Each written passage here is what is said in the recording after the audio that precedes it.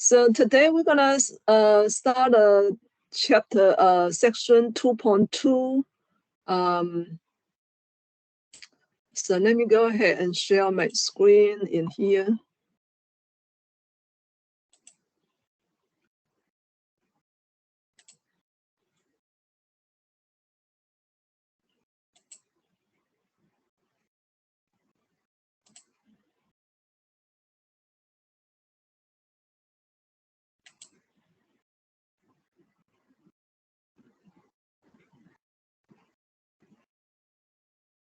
Okay, so let's see. Open.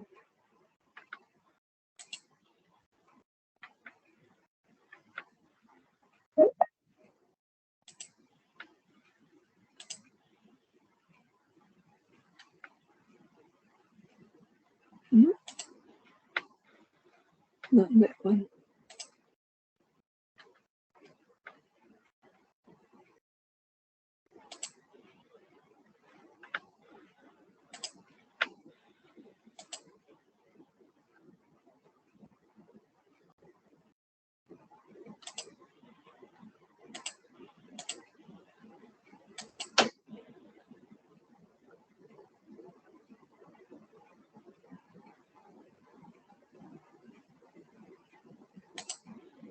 Okay, hold on a second. Turn the camera, mute, open tray, screen share.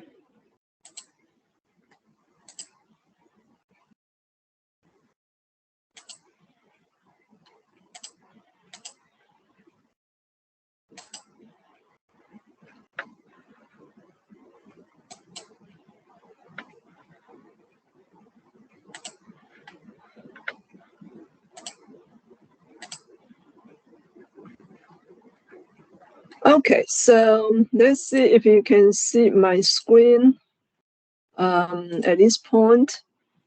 Can everyone see my screen right now? Give me a yes or no. Yes. Okay, all right. Yes. Okay, good. So today we're gonna start a section 2.2. You're gonna need to finish the chapter 2 this week. This, probably 2 or 3 days. Hopefully you already started 2.2 on your own. Okay. I just want to go over that pretty quick for this section and up to 2.3, 2.4. So this section, you need to know how to graph the stem and leaf, okay, and the dot plot, and interpret the qualitative data using the pie chart and the Pareto chart.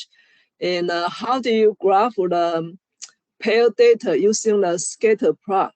And that is the one I'm going to show you in a TI-83 or 84 calculator, okay? A lot of this concept, you can either watch the video or read it from the textbook, but the calculator will be my emphasize, okay, in here. So I want to emphasize how do you use your TI-83 or 84 calculator. You can also download an app from your cell phone if you do not have a handset calculator, because digital, calculator is massive. Some of them you can download it for free. Some of them they only pay $4, for the entire thing that way. Okay, so that is the TI-83, 84 calculator. So what is a stem and leaf? Actually, this is organized the data into two parts. Okay, one part is called a stem, the other part is called a leaf. So 21, we put a 2 on the one side. This side is called stem, and then put a 1 in here. If you have a 321, now you have to have just 1 2 right here and 3 1 on the right side. Okay, so look at this one right here. You got 225, so you have a 1 2 and then 2 5. And then 6 7 8 in here, and similar with the 30th, right? So you only write down the 3 on the left, 0 on the right, and then you have a 236. So you need to write down 26. One thing is those data need to line up together. Okay, it's kind of line up together. And usually you want to also put a little bit legend on the side. Say like I said, this is 26. All right. So what is the legend? You put a a little bit bar right here, right? And then write down this one is 2 bar 6, and that is equal to 26. Okay, so put a little bit legend right there so people will understand that it's 26 that way. All right, otherwise it's very easy to organize. Okay, if you have this many data, you might want to go through the data once and then put it in a this one is called unshort. Okay, put an unshort stem and leaf and then go through the data once and then eventually short them. Okay, so and then you put the key right here, right? So this key 10 bar 2, that is 102, not 10.2. So put a little bit a key right here so people will understand what does the data represent. So this one, you can see the minimum will be the 16, right? If you put this stem and leaf, it's pretty easy to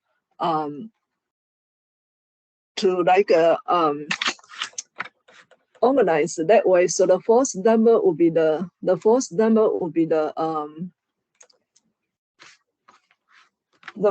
is the minimum, the last number is the maximum. Okay, so the first number here,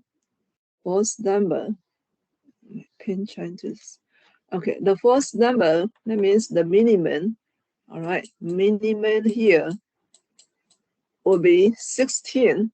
Okay, and then you can see the last number will be the maximum. So the maximum number here will be 149. All right, so that is what you can see from here. Okay, I'm trying to see someone trying to get in.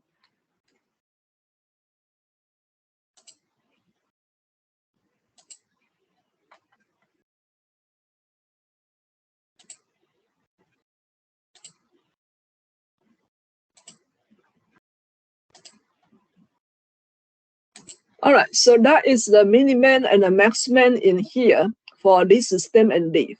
All right, so pretty straightforward. The second one is called a dot plot. Dot plot is just very easy. You put a dot, one dot on the top of the number. So for example, if you got 225, right? So you have a 25 right here. You put a 2 dot on the top. And one thing, this 25 is not a maximum. Maximum is the rightmost. So the maximum is right here. Maximum will be 45. And then this one will be the minimum. Okay, the leftmost is the minimum. The rightmost is the maximum. All right, this one got a longer one. This is just the most frequent one. And then we have a 36, also got 236 right here.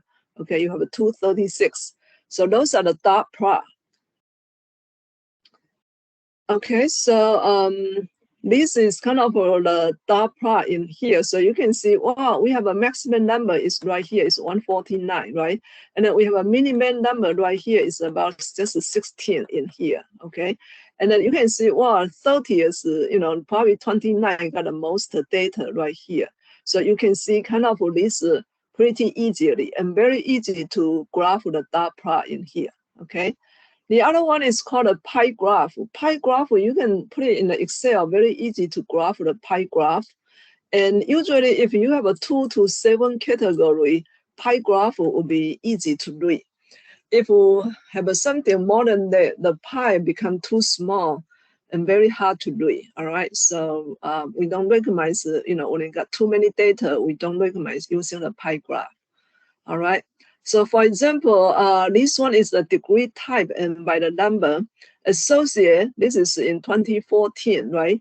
Number of degree N in thousands showing in US in here. So associate degree is 1,000, you can say like a 10,000, 1003 and in thousands, okay? So total degree is 178,000, all right? And then this will be 1 million actually, okay? Associate will be 1 million, and then 3,000, in here, right? There's a 1,000 zero. So that's 1,003,000, okay? And that's 1,870,000 in here. All right. So those are the degree, using the pie graph, right? And then this one is telling you will need to go to find the total and then find the percentage and then multiply 360 degrees to see how much pi you do in here. But we usually don't really ask you to do this one by hand, okay? You can just plug it into Excel, and the Excel will automatically calculate for you. All right.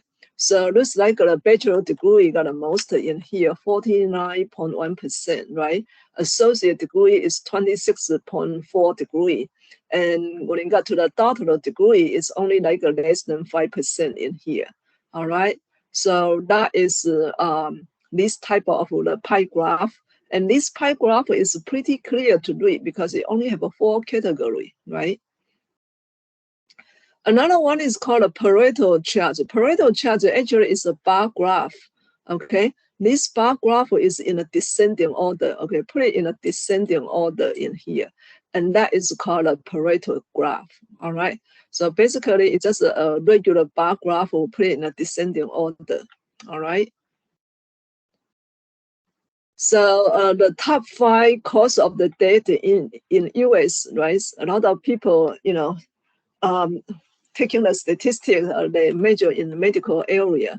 So you can see like the top 5 cause of the death in US, heart disease is the #1 killer in here. Okay, so the heart disease in here. So if you learn how to do the CPR, at least you probably can help some people in need in the emergency one, right?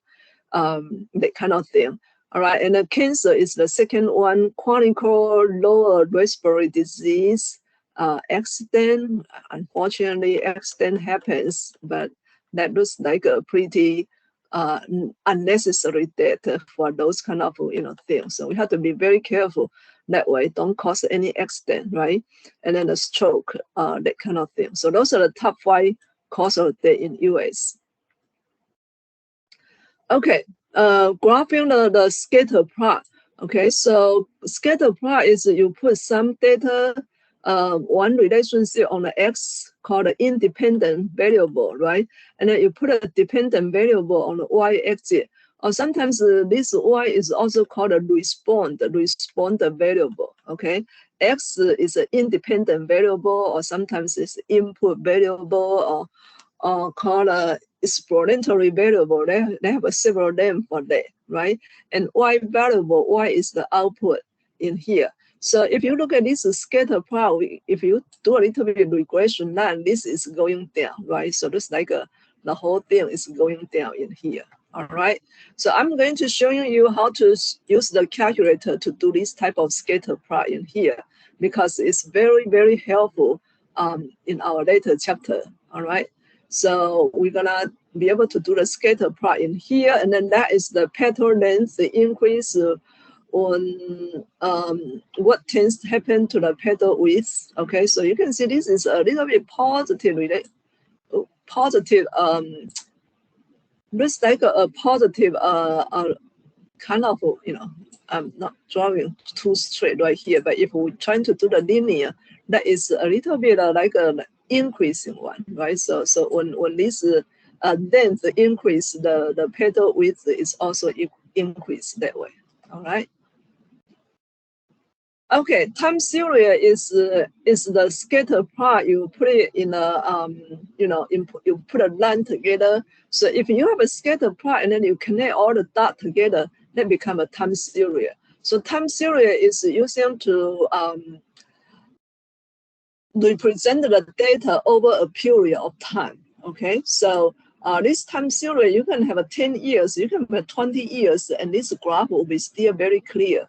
All right, so we write a time series, we write a scatter plot, those kind of things. All right, so we want to construct a time series in this table showing the year and the motor vehicle theft, okay, and the burglary in here in millions.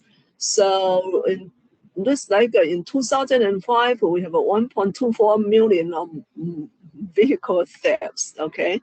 And by the time of 2015, looks like with the technology increase, right? So the vehicle theft is also decreasing. So we can see like this should be a decreasing relationship in here, and we're gonna be able to do the scatter plot to graph them. All right, so that is my emphasis on this class. How do I do the input this data into the calculator and do the graphing? All right, so I get my calculator open in here. Okay, so we need to be able to input this data into the calculator. Okay, this is TI-84. 83 interface is exactly the same. All right, so we go to state. All right, STAT, anything with STAT is our favor. So go to state, edit, you're gonna hit enter, and then you'll be able to input the data. We usually input the X data into, L1. Input Y data into L2. Okay, so my X here is starting from 2006, actually 2005. All right, and then 2006. Ooh, hold on. Okay, and then 07 all the way to 2015.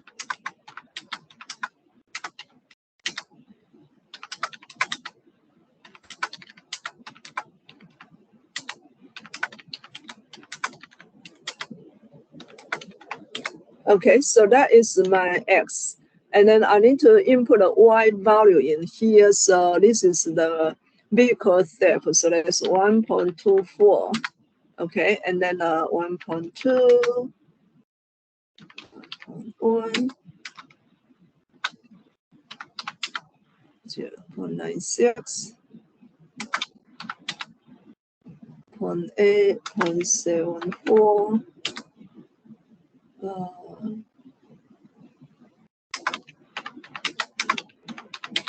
0.72, 7.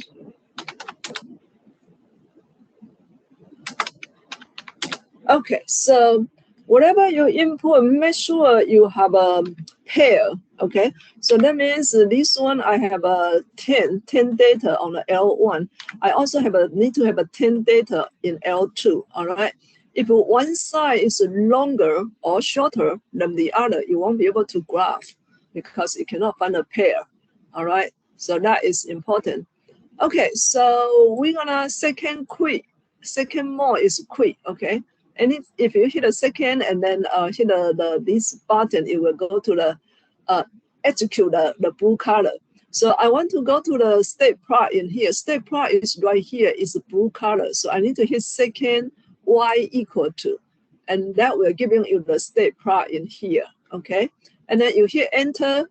The default of the scatter plot is always off. So we need to turn it on. So when it's highlight on, hit enter, and then you move down, make sure this on is highlight. If the on is not highlighted, you won't graph. Okay. All right. So the first one is the scatter plot. The second one is the time series. All right. So we're gonna do the scatter plot first. And I want my L1 into X, my L2 into Y. So if you input this way, you don't have to change anything, right? And if for some reason you forgot, like if you input you Y into L3, right? So you don't have to re-input everything. You can just change this L2 into L3, okay? So how do you change L3? L3 is right here, okay? L3 right here. So you have second 3, that will give you L3, right? And then if you input your X into L2, now you have a second 2 into L2. So you can just change it, you column list in here. You don't have to re-input the data because re-input the data will be a lot of work, all right? But if you put in a default, you don't have to change anything. So I'm gonna change it back to default, which is my L1, all right? And then my Y is in L2, so second 2 is L2, all right? So that is the one I have in here. And then we're gonna just go ahead and hit graph. All right, you can change it into different color in here, but some calculator don't let you change the color, right? We're gonna go ahead hit graph. When you hit graph, you probably don't see anything because this coordinate is kind of 20 by 20. It couldn't show the number we have in there. So we're gonna go to June. June number 9, June state, June STAT is our favorite. So I'm gonna just go to June number 9. So now you can see all this scatter plot in here, okay? So this one is a really good decreasing in here, all right? Decreasing, and then this tend to a little bit flat in here, all right? So that is my scatter plot in here. If you want to change this one into time series, you just need to go to second y equal to, go to state plot and then change this one. You still have to highlight on and then change this one into second one. All right, and then hit enter. Now your second one is enter, the rest is the same, right? And then this we are giving you the time series in here. It will connect all together. All right. So those two are pretty similar. If you have a scatter plot, you usually know how to, you see how the data look like that way, right? So personally, I prefer the scatter plot because I can kind of imagine how the data look like that way. All right, so that's the original data point. Okay, so that is the one I try to emphasize on how to use the calculator to graph this one. The reason we use the calculator because you can find the equation later on your own from the calculator directly. Okay, so that's the good thing in here. All right, that is how the time series look like in this case. Okay, so there's another data, which is number of the absent and the final grade. And you can see this is around a scatter plot, right? So just like the number of the absent and the final grade is in a negative relationship. So what does negative relationship mean? That means, if your number of the absent increase, the final grade actually is decreasing, right? So it's decreasing. So that is called a negative relationship in here. All right, so that is our section 2.2. Did anyone has any questions?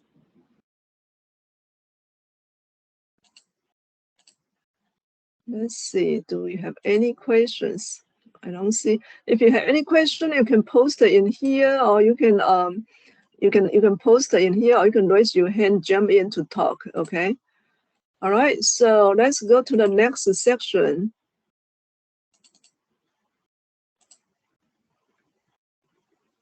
Okay, 2.3 is the major or the central tendency in here. So that means we need to be able to find a mean, median, and mode, and then find a weighted mean in here, okay? And I will also showing you how to find a weighted mean using the calculator as well. Okay, so the central tendency here, we have a triple M, we call it triple M, right? The triple M here is the mean, median, and mode in here, all right? The mean here, we have population mean and we also have a sample mean. Actually, these two calculation is the same. It's just using a different symbol. All right. So when you have a population, we're using this Greek data called mu. All right. This one is kind of pronounced mu. Okay. In here. And then for the sample, we're using the X bar for the mean. All right, this is all equal to the sum of the X and then divided by the sample. The N is the total population, and this N is the sample size. All right, so basically the population mean and the sample mean calculation is the same. It's just using a little bit different different character to represent. All right. Okay, so look at this one right here. This one Italian is a sample mean, right? Italian is a sample. The weight in pounds for sample of the adults before starting the weight loss study at least, with the mean weight of all these adults. Okay, so we have 1, 2, 3, 4, 5, 6, 7, right? We have 7 people in here. And I just add these 7 together and then divide it by 7. That's it, okay? Since this one is a sample, all right, so I'm using the X bar for the sample, okay? So you add all these 7 together and then divide it by 7, and that's it. So this is called simple mean, which is pretty simple. All right, so we want to find a median on this data set. In order to find a median, you have to line the data up. So you have to put in an ascending order. So that means you need to put this data in an ascending order in here. So from left to right is in an ascending order. Okay, and then we have we have a 7 data. We have a 7 data set. So 7 is N7 is an R number. Okay, 7 is an R number. So when you have an R number, the median is exactly in the middle one. All right. This is the R number, so we have a median. So look at this one right here. I have a 3 to the left and then 3 to the right, right? So this one is exactly in the middle. So now this is called a median. Okay, so the median weight here is 268. All right, so if we have this one, this time is only 6 data. All right, so if I have n equal to 6, look at it. We have a 1, 2, 3, 4, 5, 6. So if I put a 6, my middle is in here, right? And that means there's no data in the middle exactly. So how do we find the median? If there's no one exactly standing in the middle, we're gonna add these two together. All right, add them together and then divide by 2. All right, so the average for the middle two will be the median. All right, so look at this one right here. You add these two together, either 235 and 268 together, divided by 2, because this is 6 entrance. 6 is an even number. All right, so since an even number, you don't have a number exactly in the middle. So we have a 3 to the left, 3 to the right, right? So how do I find my median? I add the middle two together and then divide by 2. So 251.5 is the median.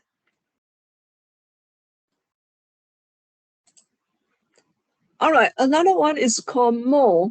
More is the greatest frequency, or sometimes called the most frequent one. Okay, one of the data set you can usually most of the time it has one more. All right, and you can have a 2 more, or call my model as well. And sometimes if all the data only appear once, that means the data doesn't have a more. So we call it no more in here. Okay, so look at this one right here. We have a 235 to 235, and looks like the rest all only appear once, right? So for the more for this data set will be 235, because 235 is the only one appear twice. That's the most frequent one, right? The rest is only appear once.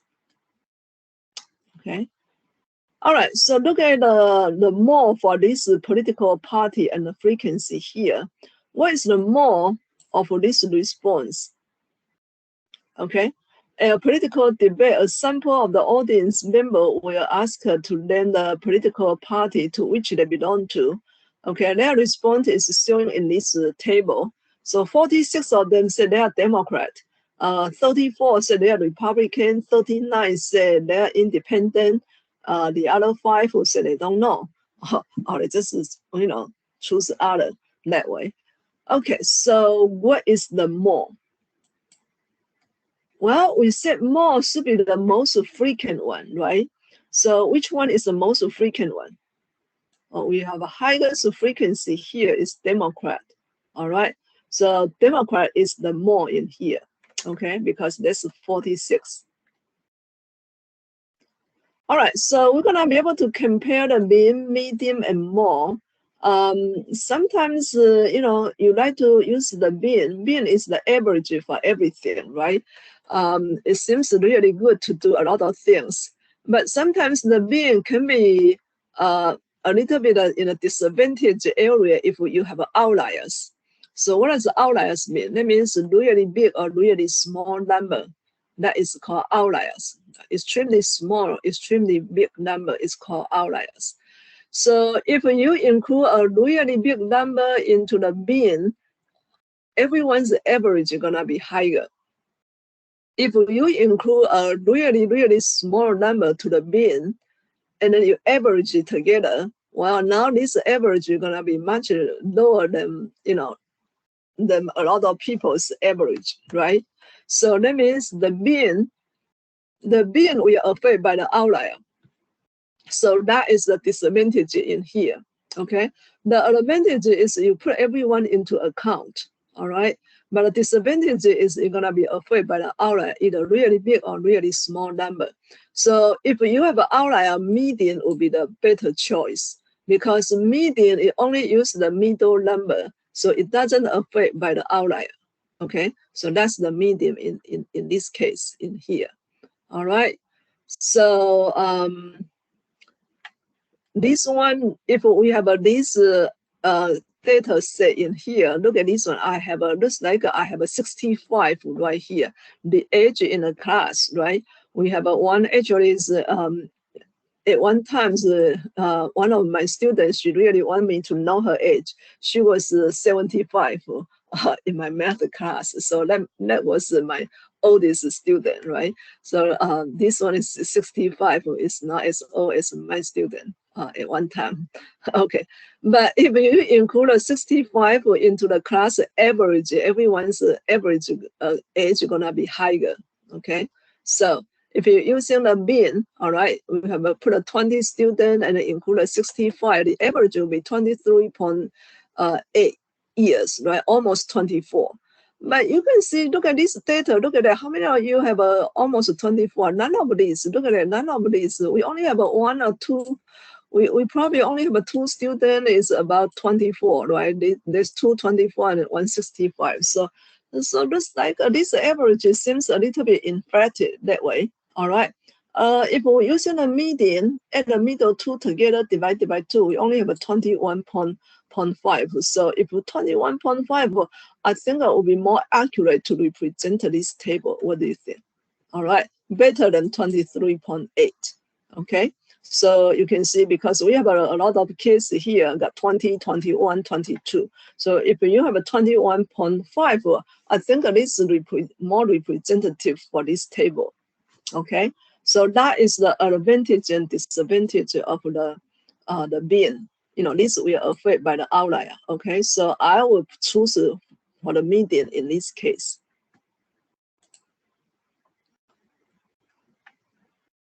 Okay, so comparing the mean, median, and mode, sometimes the median is always in the middle. Okay, the median is always in the middle. If this data has outlier on the right, so what kind of outlier on the right? So this is kind of we call like a skew to the right. Okay, if I have this kind of graph skew to the right, that means the bin gonna be going to the follow the tail, right? The bin will be in here, will be on the left side, okay?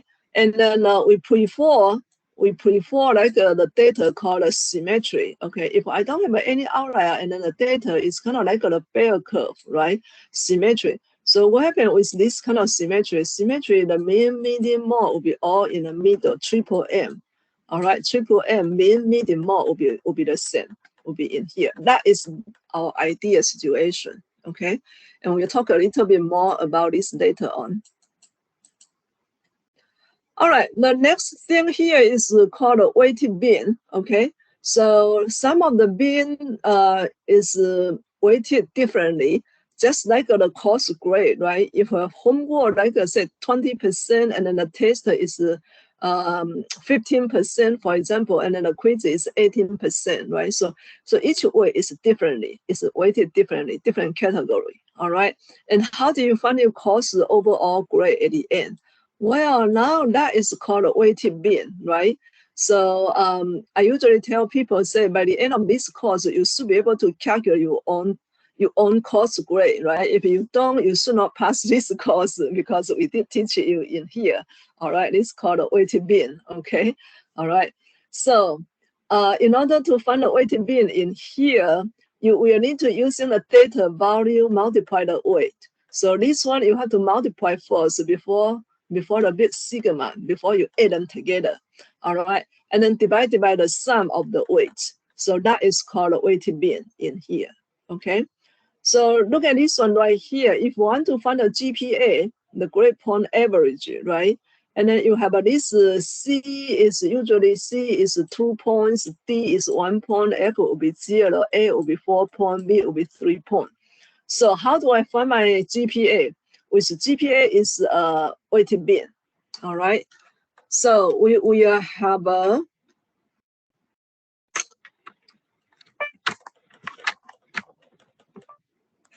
okay. So we have this x bar. We are equal to the sum of x times w over the sum of the w. Okay, so we have to multiply each one. So this C is 2 point, D is 1 point, that's 4 point, that's 2 point, that's 3 point, that's 2 point, right? So we're gonna have a 2 times 3, 2 times 3 plus another 2 times 3. This second one is 4 credit hours, so that's 4, right? So we have a 3 credit hour plus 4 credit hour plus that's 1 credit hour.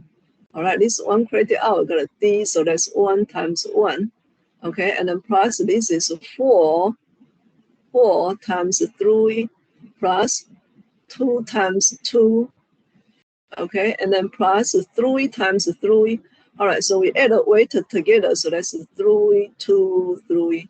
Okay, so we got to do the calculation. So that is the total credit hour is the weight, right? So we have a 7, 8, 11, 13, 16 credit hours. Okay, and then 2 times 3 will be 6 plus 8 plus 1 plus 12 plus 4 plus 9.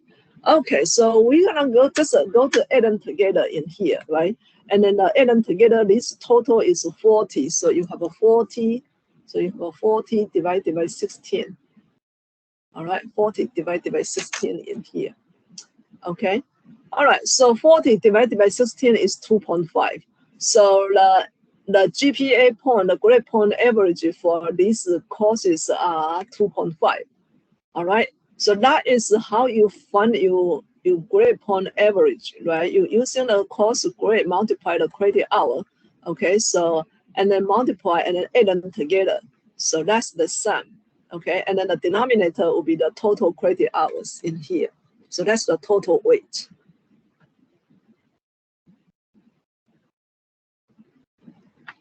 Okay, sometimes we also need to be able to find the bin for the frequency distribution. You know, that frequency is similar to like the weight we have in here. But if the table have a classes, we have to find a bin point first. Okay, we need to be able to find a bin point first, and then multiply the frequency, and then multiply together before you add them. All right, so that is this one right here. So how do I find a bin point in here? The bin point is use the lower class limit plus the upper class limit divided by 2. So this is giving you the fourth step to find this weighted bin, right? So step 1, you have to find a bin point, and then step 2, you have to multiply the frequency and then add them together, and then find the sum of the frequency and then do the division. Okay. All right, so this one, if you already given you the class bin point, now you don't have to find on your own, and then you have a frequency, so you need to use 172.5 times 3, and then add them together, okay, and then divide. So that is the weighted bin in here, okay. You can also put this weighted bin into calculator as well, okay.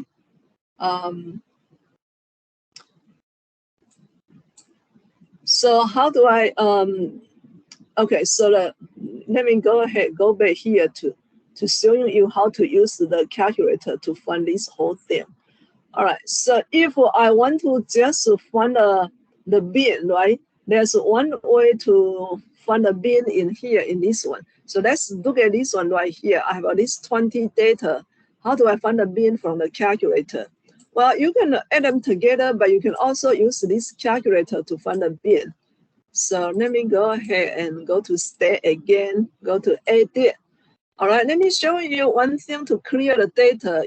If you go to highlight the L2, go to the very top, hit clear, enter, everything will be gone. So you don't have to delete one by one. Go to the very top, highlight L1, hit clear, enter. Everything will be gone. Okay. So now we can input the data in here. All right, I'm gonna just input like a 6 data in here.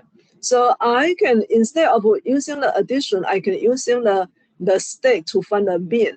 So I go to state here, and then go to the second one, go to the calculation, okay?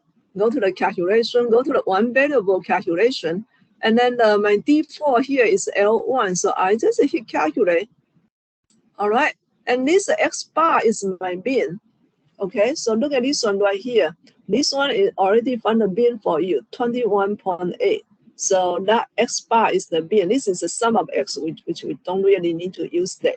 This one is the sample standard deviation. This is the population standard deviation, which we're gonna be able to use that later on. All right. The good news is if you use this one, it also giving you the minimum, the fourth quartile, and then the second quartile, that is the median. Look at that. So if you are tired to find the data by hand, you can also put in a calculator, it will find a median for you, right? So sometimes people call this is kind of like a little bit cheating. You don't find the median on your own, the calculator find it for you. All right, so MED is the median for those data set. And the good thing is if you input a calculator, you do not need to short. Calculator will short it for you, okay? All right, so that is the simple bin. So go to stat, cal, and then using the one variable statistic. The frequency here, default, usually default is 1, okay? Because the data, you input all the data, so the default frequency is 1. You don't really have to input 1 in here. But if I have a different frequency in here, which we're gonna use the weighted bin, we need to input the L2 into the frequency, all right? So for example, if I want to calculate this one, okay, if I want to calculate this one, okay, if I want to calculate this weighted bin, all right, I have a bin point, I have a frequency in here. I can input my I can input my bin point into L1, input my frequency into L2, and the calculator will find the weighted bin for you automatically. All right, so let's see how you do that in here. So I go to my stat, edit, I'm going to clear everything out, okay? And then input my fourth one, 172.5.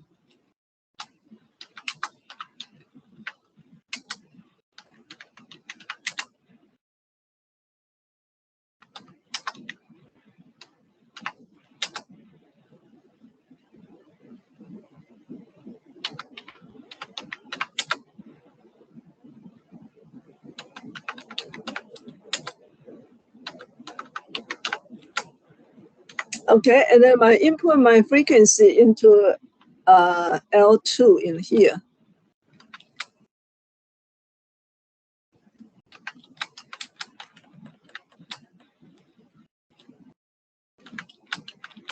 Okay, so make sure you have a left side and right side are in the same pair, all right? Okay, so now I go to my stat, cal, using the same thing, calculation. My frequency, I want to calculate L1, but I want my frequency into L2. So my frequency is not default, it's not 1, right? Some of them appear more than the others. So I will need to input L2 in here. So I showed you earlier, how do you input L2 in here? Second 2 is L2, all right? And then we're gonna just go ahead, hit calculate. Guess what? This X bar, now this become the weighted bin. Okay, so this will become the weighted bin, which we have in here. Let's see what is our weighted bin for you. Look at this one right here. We calculate this sum of, so our weighted bin here is 287.7. Look at that, this is your bin. X bar is your weighted bin in here, 287.7. It's exactly the same.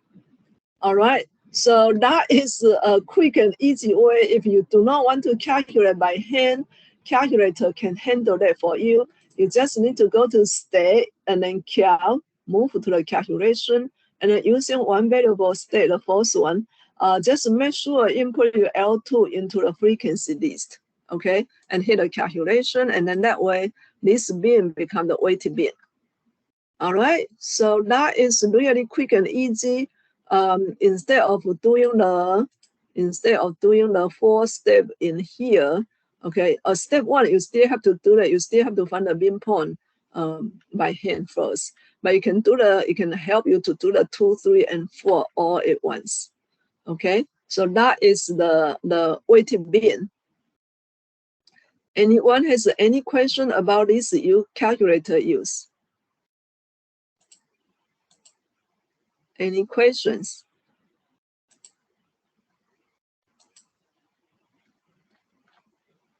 All right, if you have a question, you can raise your hand or you can type it in the chat here, okay? All right, so the next thing here is the symmetry, the shape of the symmetry distribution. As I said earlier, if we have this one, looks like a perfect bear curve, right? If I do a little bit regression, it's kind of going up and then coming down like a perfect bear curve in here. Our triple M, mean, median, mode will be the same. They are all in the middle, okay? And this one is called symmetry. Symmetry distribution. Sometimes we call this is kind of like a bear curve, right? Bear curve in here. All right, so looks like a bear.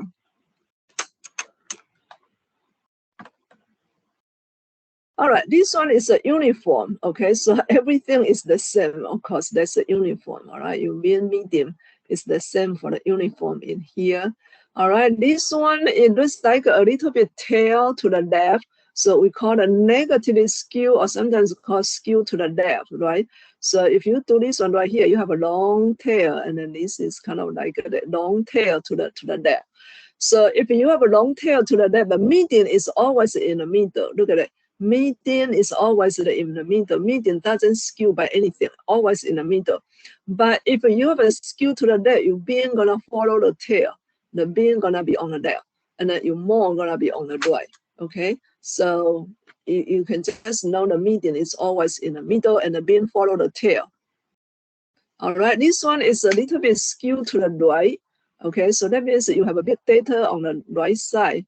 All right, so this is kind of right side, a tail, right? So skew to the right, you being gonna be follow the tail. The being gonna be on the right side of the median. All right, the median is always in the middle, and then you more gonna be on the left side. Okay, so that is a little bit this kind of skewness distribution. We also need to be able to identify that way. Okay, so that is our section 2.3 already. Okay, the 2.3, we need to be able to calculate the regular bin, right? X bar for the sample bin, mu is for the population bin, and then we need to be able to find the weighted bin. All right, the weighted bin in here. We need to using the X times the weight, and then divide the sum of the weight in here. All right.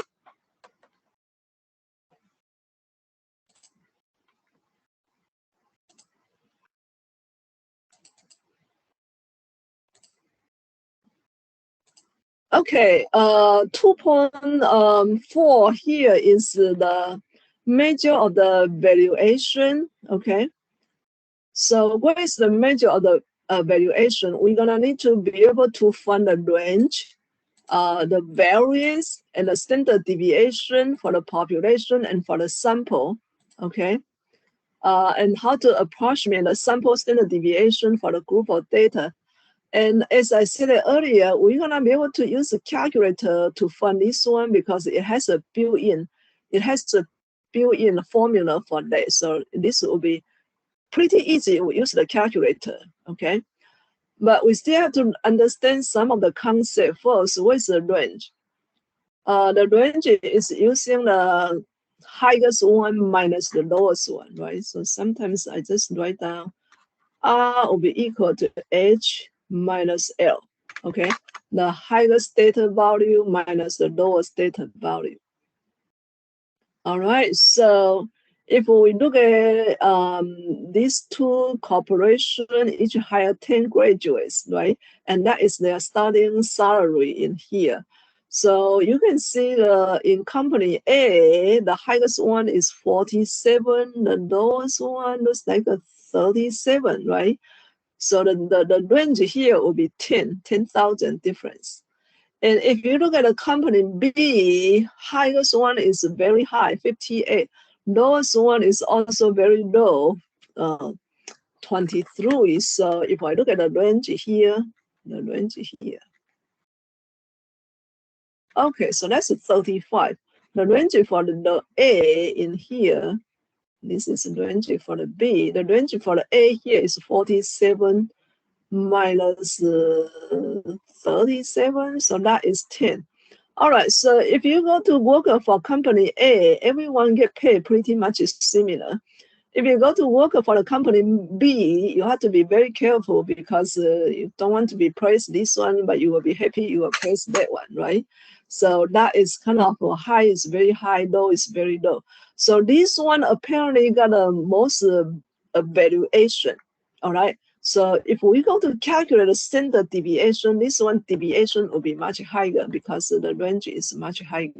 Okay, the value, differently. All right. So that's the using the maximum minus the minimum, that's the range. Okay.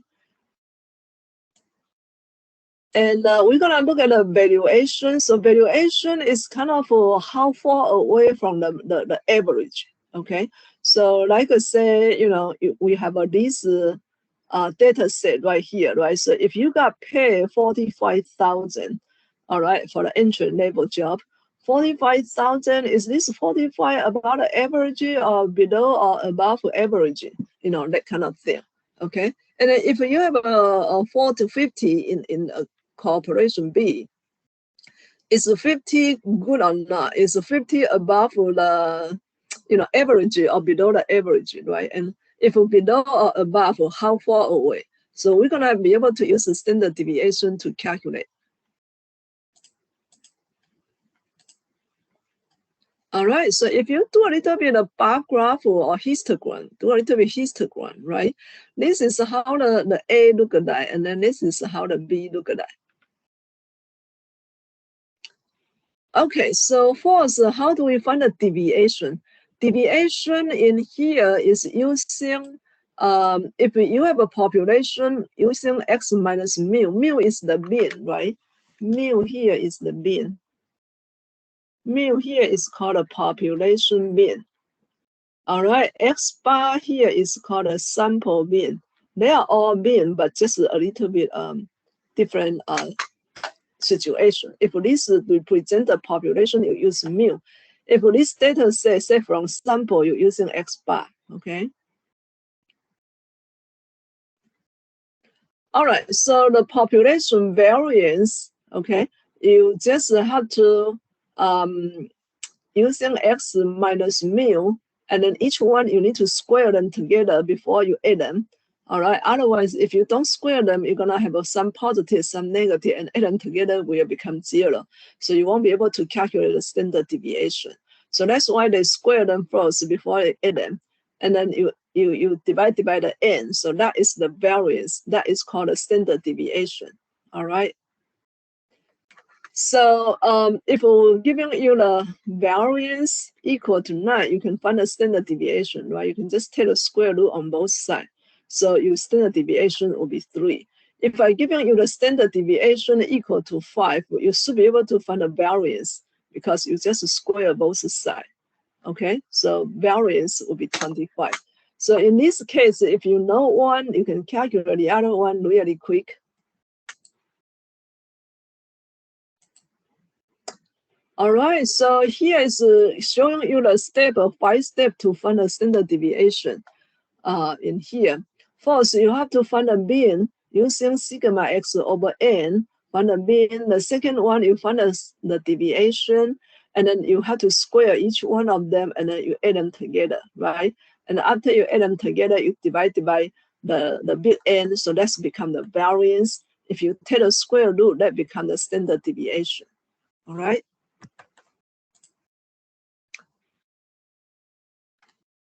Okay, so we have this corporation A in here. So if we use this A, how do we find the standard deviation for the A? Well, this one right here. Okay, let me show you. All right, let me show you how to calculate this one once, and then I'll show you how to use a calculator. Okay, because using calculator is very easy, but you also have to know how this data come from. So let's just do that manually once. And when I said do that manually, I like to put it in the Excel, because a little bit easier. You know, if I had to do that manually, Excel will be a little bit easier. Okay, so I have a company A in here. Make it bigger. All right, so I have a 41, 38.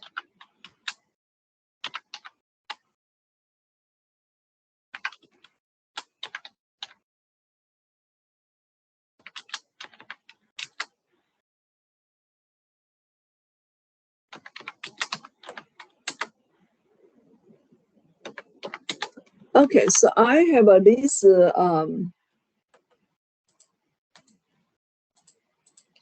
so I have this 10 data in here, okay? And then if I want to find a sample mean, okay, I can just highlight this together. Look at that, this big sigma is the auto sum. All right, so I have my sum here is 41.415, right? And then this divided by n here is 10. So I want one decimal point, okay? All right, so that is my sample being. Let's see what it call this one. Is a sample or the population? That is a population. So the population, we're gonna using the mu here. So my mu here is equal to 41.5. Okay. All right. And then we want to go to find a deviation. So what is a deviation? Deviation, we're gonna use x minus mu. X minus mu. Okay, so how do I find my deviation? I will using each data minus 41.5. Okay, and you can see this one.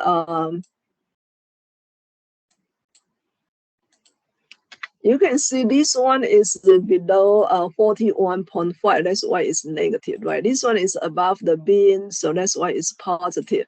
But if I add this whole thing together, what happens? Some of them positive, some of them negative. If I add them together, it becomes 0. All right, so 0, we cannot find the deviation for the 0. So that's why we like to put each one into a square. Okay, square them. So the negative square will become positive, right? If I square this one right here, if I square this one, it will become positive. Okay, so I'm gonna just do the same thing for the rest of them. All right, so now everyone become positive, and then I go to add them together. All right, so now I got this 88.5. Okay, 88.50. So that is my sum. So this one is my sum of x bar minus x minus mu square. All right, so I have this whole thing in here, and then I just need to use this one divided by n. Okay, so use this one. Use this whole thing divided by 10. All right, so that is called my variance. Okay, this one is called variance. Variance is the sigma square. So my sigma square will be 8.85. All right, and then if I take a standard deviation, take a square root. So take this one square root. Okay, so my square root here, if I just want to, let's just run to 1 there. decimal point. Okay, so this will be my sigma, my standard deviation, which is 3.0. All right. So I just showing you do this one by hand, going to step by step in here. Okay, just showing you how do you do this one in Excel, right? I have a this x in here, all right, and then I have a this x minus mu in here.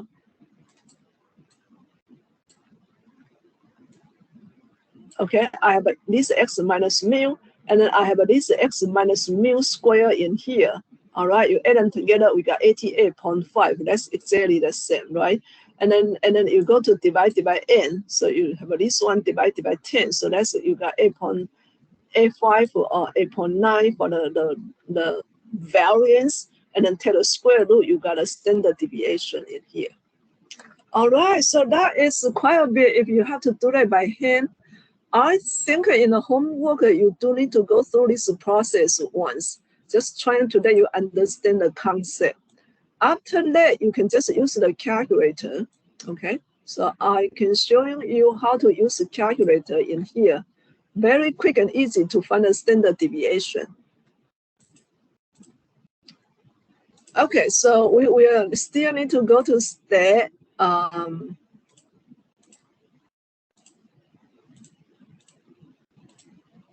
right, we still going to this one right here. So I input 41, 38.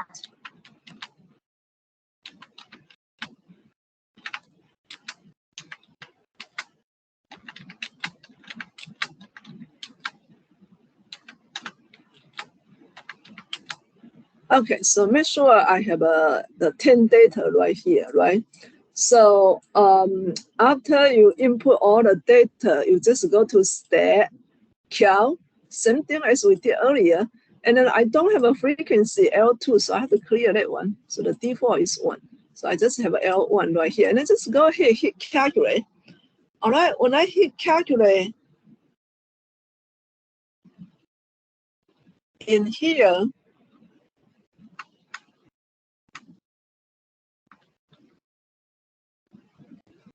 all right, let's see, something is different.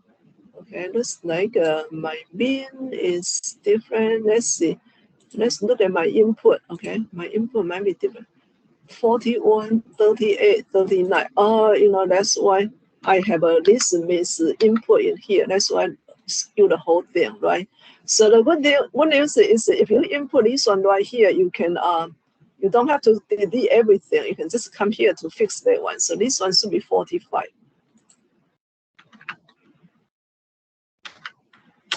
All right, so 45, 47, 41. Okay, that is about right now. All right.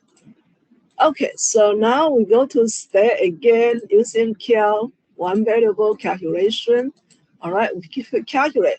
Now we have the bin here is 41.5, right? And this one giving you two standard deviation in here. It gives you both the sample and population standard deviation. Okay, so we have to go to read our data carefully to see which one do we choose. Okay, in our data,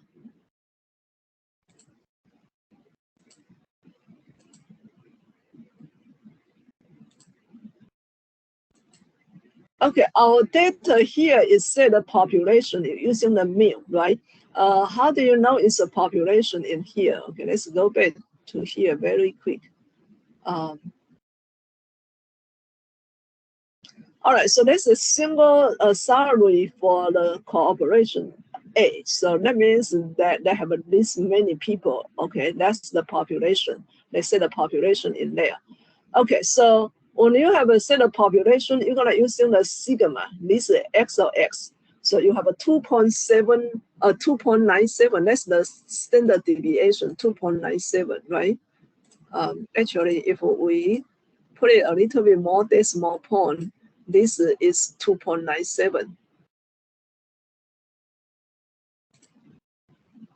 Okay, if I expand this a little bit more decimal point, you can see this is a match, right? 2.7, 2.97, 2.9749 in here.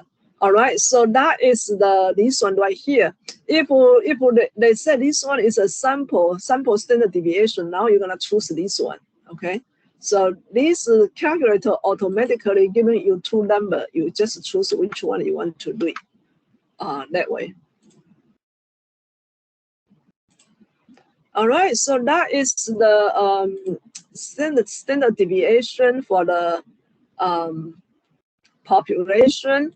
If it's for the sample, is the only thing different. Let me see what is. Okay, so if the data is from the sample, everything else is the same except you divide it by n minus 1. So why we divide it by n minus 1 instead of n? Because the sample usually is a smaller set. So smaller set is not a population, so you tend to make a bigger mistake. All right, so that's why we using the n minus 1, so that way we can not underestimate the variance or the sample standard deviation. Okay, so if you look at the sample standard deviation and the population, the sample standard deviation always bigger. Look at it. X of x is 3.1, sigma of x is only 2.97. So this one is always bigger because this one denominator is 1 less. Okay. Otherwise, the calculation is exactly the same. All right. So if I say this data set is from sample non-1, or if I say this one is from sample, I will, instead of divided by 10, I'm going to divide it by 9. Okay, so I'm using this one divided by 10 minus 1, which is 9. All right, and that will be giving you my sample variance, and then this take a square root, this will become the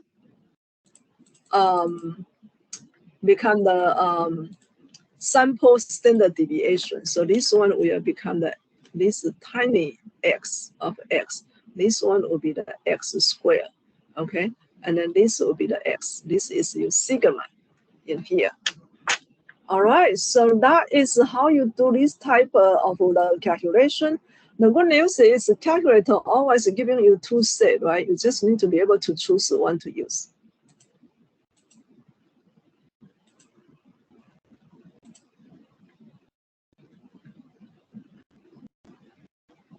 Okay, so how do you interpret the standard deviation in here? Standard deviation is trying to see how far the data spread out. Okay, if the data spread out more, that means the standard deviation will be bigger. Okay, so look at this one. Everything is in the middle, so there's no spread. So your standard deviation will be 0. This one looks like a pretty standard spread, you know, going up and down. So you have a spread here is 1.2 standard deviation. This one looks like a, you know, pretty much everywhere, right? So it's pretty far away. So this spread is bigger, 3.0. All right, so that is kind of how do you look at the spread in here. Okay, the standard deviation for the group of data in here, well, that is a big formula for the group of the data in here. But I usually say if you have a group of data, you still need to find a sample mean first. And then use each data minus the sample mean and then square them. And then you have to multiply the frequency first before you add them together. All right. But we can put this whole thing into calculator to do that. Okay. So if I have a group of data, I just need to put it in the frequency into L2 in here. Look at that. I can just put a frequency into L2. All right. And then when you go to do the stay here, do the count, and then you just need to put the L2 into this frequency. Okay. So that will be the group of data, and we'll calculate the population mean for you, sample mean, and then the standard deviation, you know, automatically. All right, so that is much easier in here. So look at this one right here. We have this group of data, right? We have a x0 frequency is 10, x is 1, frequency is 19. All right, so how do I find a standard deviation for this group of data, right? If I have this table already, I just input my x into L1, input my this into L2, okay?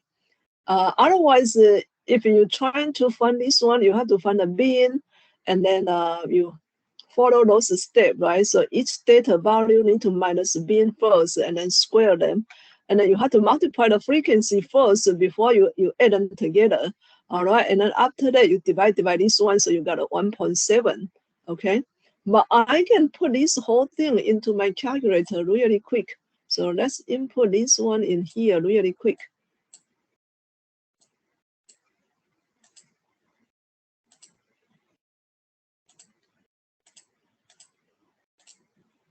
Okay, so I have a x is 0.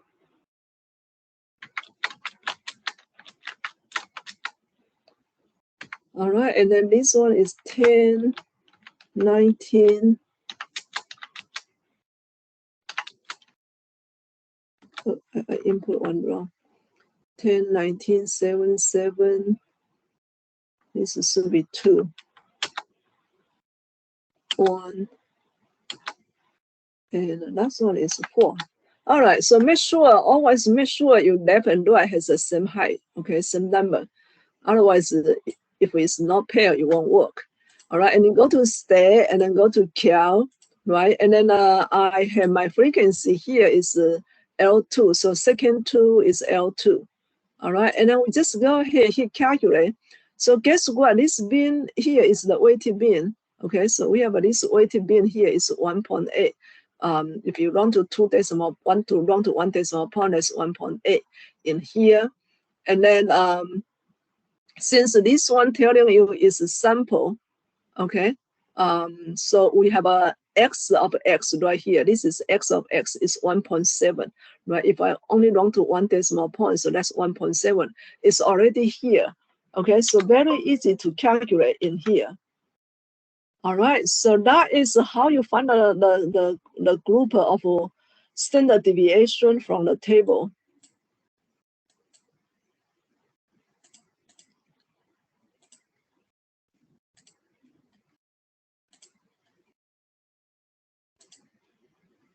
Okay, so this one is a group of data. All right, group of data right here, we have to find a mean point. Okay, so after we find a mean point, we multiply the frequency, right? We can input this mean point into L1. Okay, input a mean point into L1, input a frequency into L2. All right, so if you input this one, you can find a weighted mean, you can find a group of standard deviation really quicker from the calculator. All right, so I'm not trying to do that one by hand. Using calculator will be quick and easy. Okay, anyone has any question about this section using the calculator per se? Any questions?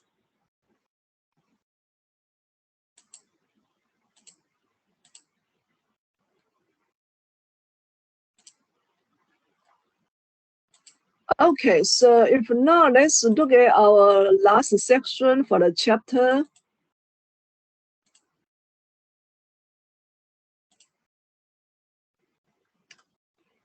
Okay, so the last section of the chapter here is the measures of the position. Okay, so we have a little bit of quartiles. Okay, so you have to know how to find the first quartile, second quartile, third quartile. All right, and fractiles. Okay, so finding the quartile usually, a little bit use a little bit more in the statistic, right? So basically, find a quartile is very easy. So if I have a 1, 2, 3, 4, 5, and 6, and 7, right? And then if I want to find the median, so this is my median, all right, that's my median here. And then we have this separate into two groups. So we have a median separate this into two groups, and then the middle one right here, this is my fourth quartile. Okay, we call it Q1, this is called Q2. And then find the median for the third one right here, that's called, for the second group, that's called the third quartile. Okay, so as easy as something like that, you just find a median for each part. And that's the first part is Q1, and the second part is Q3. Okay. One good thing is if you put in a calculator, all right, so if you put in a calculator, guess what? Calculator find a Q1, Q2, and Q3 automatically for you. Okay, so if you don't want to do it by hand, this one is very easy to put in a calculator to find all of them. So some people call it kind of cheating. Yes. All right, IQR, so it's an interquartile range. Interquartile range, you're just using Q3 minus Q1, right? You can find a Q1 and Q3 from the calculator in here, and then you just using Q3 minus Q1, that's the IQR, okay? One thing is you can use the IQR to identify the outlier. So the outlier can be the lower one, can be the upper one.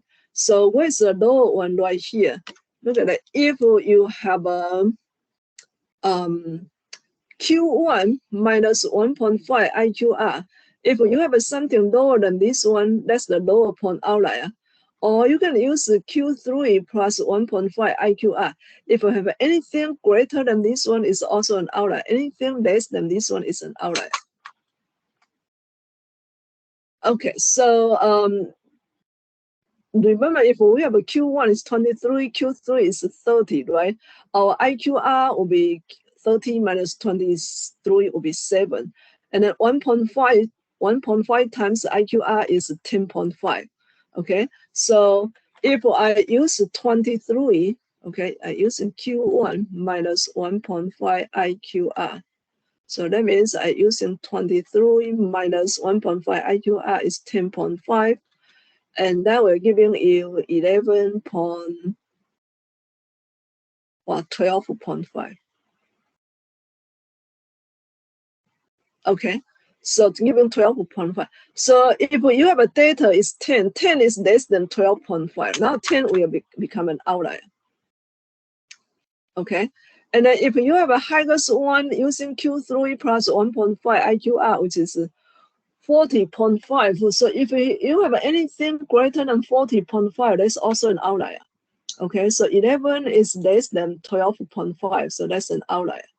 Okay, if you have a 50, 50 will be greater than 40.5, that will be also an outlier. All right, and then another one right here is called a box and whisker plot, using the white number to represent the plot in here. So basically you have a minimum in here, and then go to the Q1. Okay, and then if you have a Q2 in here, this is a Q3, and then you have a maximum. All right, that is called a box and whisker plot, right? So we plot the Q1, Q2, and Q3 using a box and put it in the middle, and then connect to the minimum and the maximum. So that is a plot. That is one graph in here. The good news is the calculator can graph this one for you as well. Okay, so you plug the minimum in, and you drop a whisker to the Q1, and then you have a Q2, you have a Q3, you have a maximum. All right.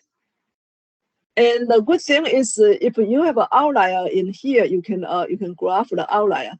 Okay, usually calculator we are using, like if you have something outlier, using like something like a star to identify the outlier. Okay, all right. So let me show you how to graph this box and whisker plot in the calculator. Okay, so if I have this 25 liberal arts college list, okay, one the first, second, and the third quartile, and also we're gonna use this one to do the scatter, not scatter plot, do the box and whisker plot. Okay, so I go to stat, edit. Okay, I'm gonna clear everything. And if I don't want to clear everything, I can input my, if I really want to keep those data, I can just input into my L3, right? So I can input this into L3 if I really like to keep those data there. That's okay. All right.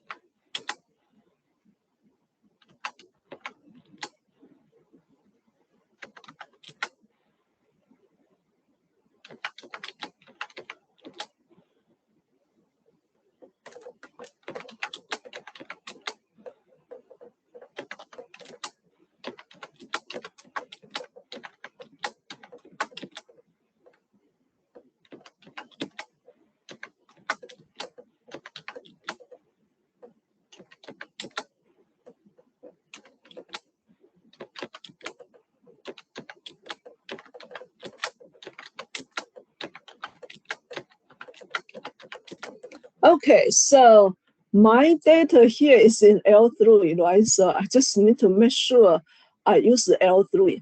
Okay, so we're gonna go to stat cal using one variable calculation. I don't have a frequency. My frequency default will be 1.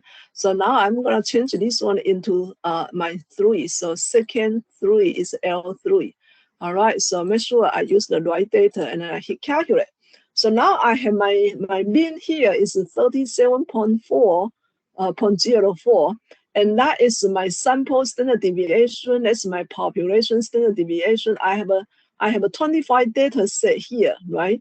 And then my minimum here is 16. My Q1 here is 28.5.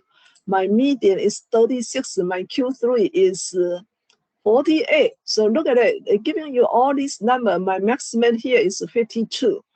Okay, so I have all the data I want. I can also do the box and whisker plot for this one.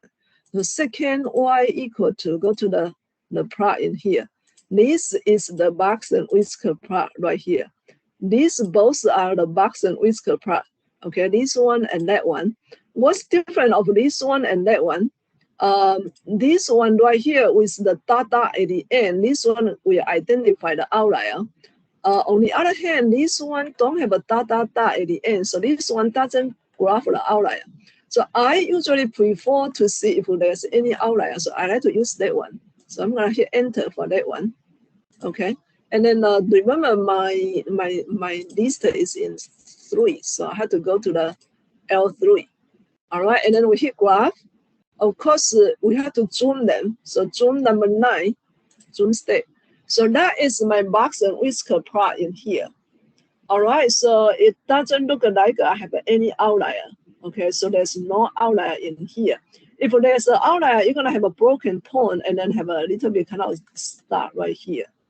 Okay, so that is my box and whisker plot for this one.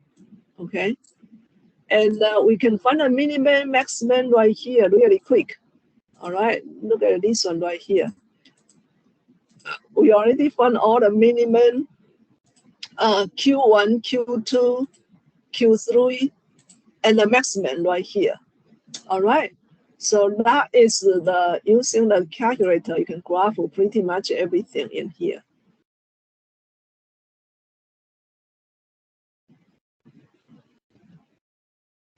Okay, another one is called a percentile. Okay. This one percentile, usually you just need to know how to read this graph. All right. So look at this one right here. You have a SAT score.